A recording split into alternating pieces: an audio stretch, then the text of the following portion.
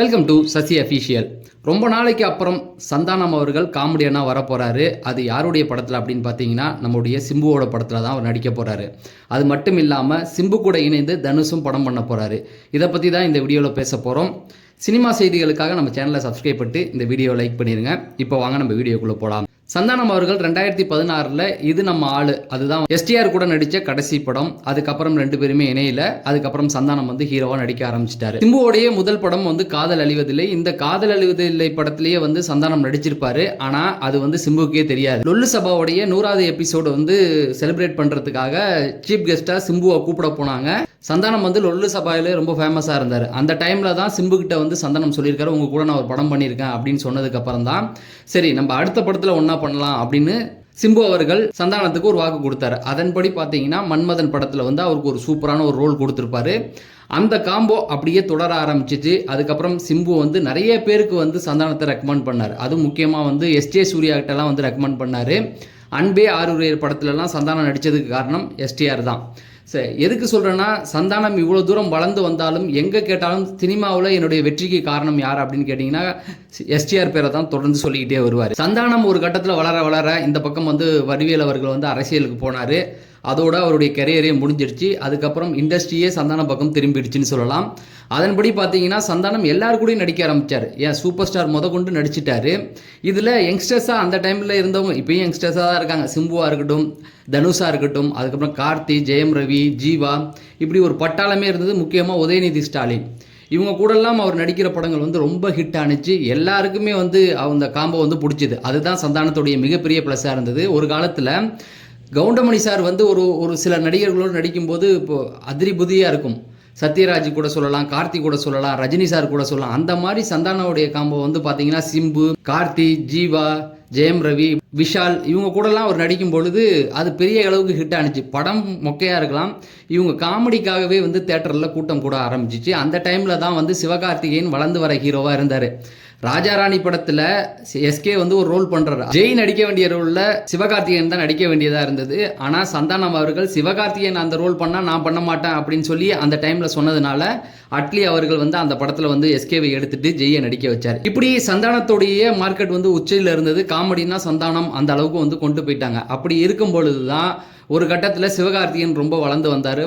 அவர் ஹீரோவாக தொடர்ந்ததுக்கு அப்புறமேட்டுக்கு சந்தானம் சிவகார்த்திகேயன் நடிச்சே படம் ஓடுதே, அப்போ நம்மளும் ஹீரோவாக ட்ரை பண்ணலாம் அப்படின்னு ஒரு முடிவை எடுத்தார். அப்படி ஒரு முடிவு எடுத்து ஹீரோவாக ட்ராவல் பண்ண ஆனார். அவர் ட்ராவல் பண்ணது அவருடைய படங்கள் அங்கங்கே கை கொடுத்துச்சு.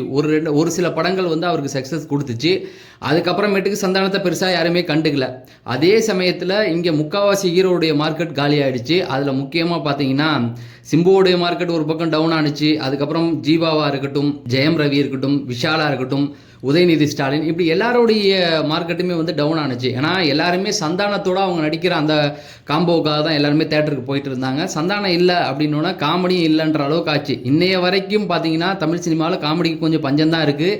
ஒரு பக்கம் யோகி பாபு ட்ரை பண்ணிக்கிட்டு இருக்காரு, அந்த பக்கம் பார்த்தீங்கன்னா புரட்டா சூரியே இப்போ ஹீரோவாக நடிக்க ஆரம்பிச்சிட்டாரு. சரி, இதெல்லாம் ஒரு பக்கம் போயிட்டு இருந்த அந்த சூழலில் தான் சிம்புவோடைய கெரியரே ரொம்ப டவுனாக ஆரம்பிச்சுது.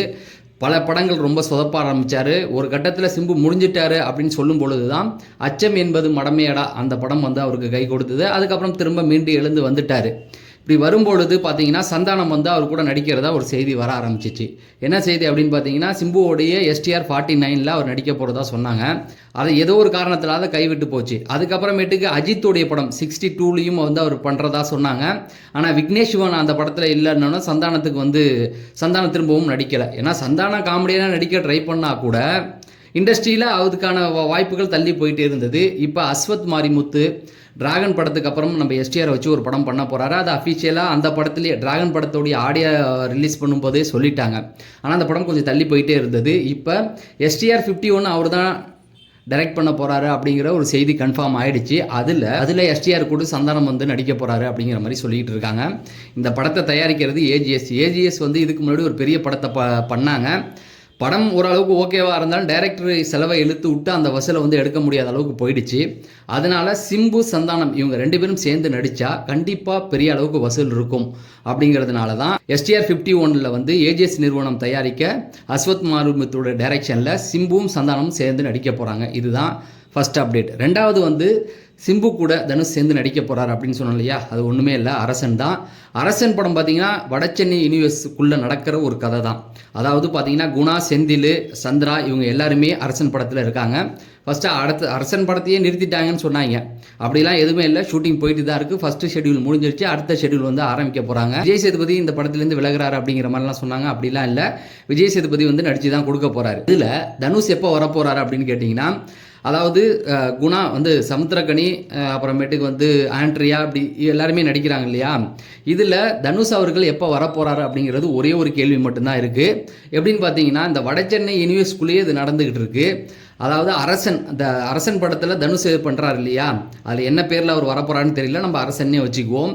அரசன் இருக்கிற அதே காலகட்டத்தில் தான் அன்பு கேரக்டர், தனுஷுடைய கேரக்டரும் வடசென்னையில் இருக்குது. அதாவது இதில் வந்து என்ன அப்படின்னு பார்த்தீங்கன்னா, ஒரு மர்டர் ஒன்று நடக்குது, அதை பண்ண 13 பேரை பழி வாங்குற கதை தான் வந்து வடசென்னையுடைய கதையிலும் ஒன்லைனாக இருந்தது. இப்போ அரசன் படத்துடைய கதையும் பார்த்தீங்கன்னா மயிலை சிவாவுடைய கதையும் அதை சார்ந்து தான் வந்துகிட்டு இருக்கு. அதனால பார்த்தீங்கன்னா கண்டிப்பாக வந்து இதில் அன்புடைய கேரக்டரும் இங்கே முக்கியமாக பார்க்கப்படும் அப்படிங்கிறது தான். இதில் என்ன அப்படின்னு பார்த்தீங்கன்னா, வடசென்னை படத்தில் குணா, செந்தில் இவங்கெல்லாம் வயசான கேரக்டராக இருக்கும்போது, சந்திராலாம் வயசான கேரக்டராக இருக்கும்போது தனுஷ்க்கு வந்து ஒரு 30 வயசு இருக்கும்.